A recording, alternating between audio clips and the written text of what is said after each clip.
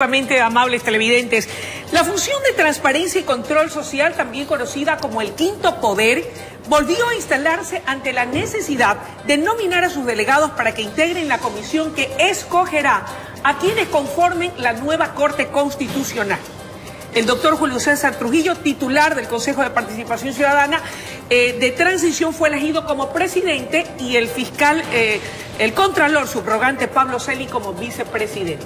¿Qué tal estas designaciones? Con esa pregunta queremos iniciar esta entrevista con el doctor Jaime Damerval Martínez en su calidad de analista político. Qué gusto que nos acompañe. Buenos días y bienvenido. Es un placer estar con ustedes y con el público, sí. Esas designaciones o esos nombramientos como presidente y vicepresidente garantizan que el escogitamiento de quienes conformarán la nueva Corte Constitucional será transparente.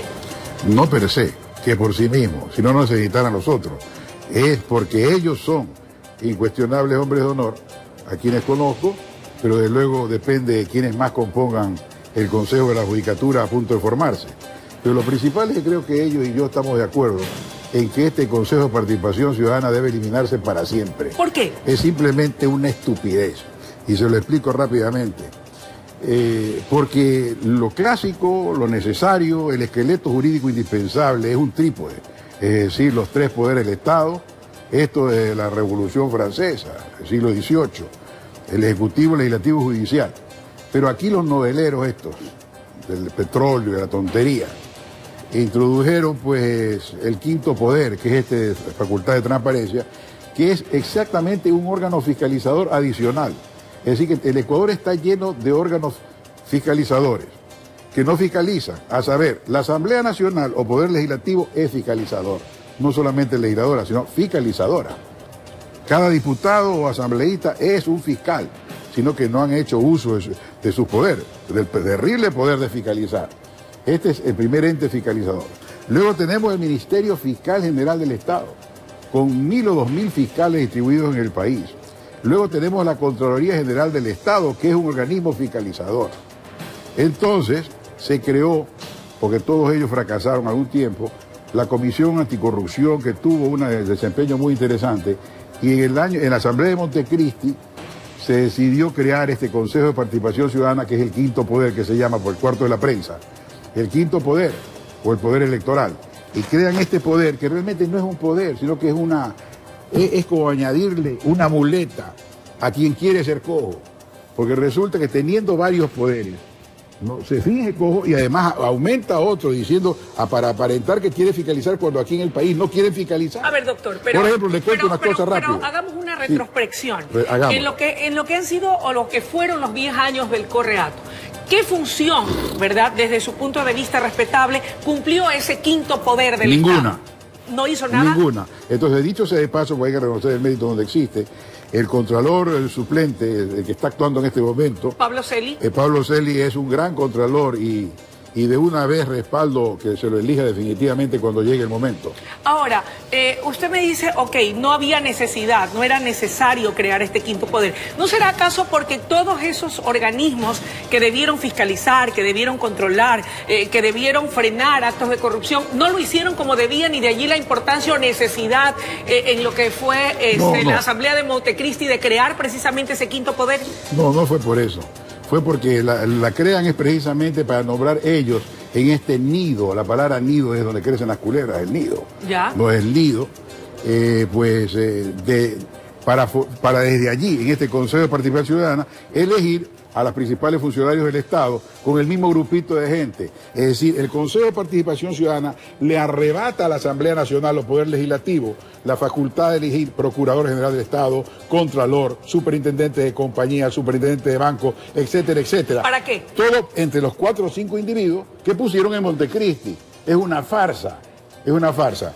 En general y siempre, en este momento es una farsa y siempre será, porque además no es precisamente nace en Montecristi, sino que yo lo vi nacer al lado mío en el año 1979 cuando yo era diputado del Guayas.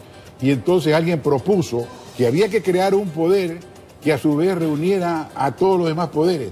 Yo me levanté, era Sá Bucarán el que presidía. Señor, explique usted cómo es que va a reunir usted al Contralor, al Procurador, etcétera, si a su vez entre cada uno de ellos es fácil prever que uno de ellos, si cumple con su deber, va a tener que investigar al otro. Aquello no prosperó entonces. Es una contradicción. Okay. Está muerto al nacer porque se contradicen los distintos contralores que están ahí reunidos todos, no compartiendo el mismo pastel. Sin embargo, se va a conformar y se va a crear. ¿Cuál deberá ser desde su punto de vista, partiendo de esa realidad que existe, el desafío o los desafíos de ese organismo de control? El gran desafío es que nadie quiere estar ahí, hasta el punto que ya los periódicos anotan todos ellos, que debiendo llamarse, han llamado, han convocado a todos los interesados, y se han presentado a 25 personas. A 25 personas se han presentado. Es que es un organismo fiscalizador. El que va allí es a fiscalizar. Y el que no está dispuesto a que le metan un tiro, no va a fiscalizar en ninguna parte. ¿Está claro?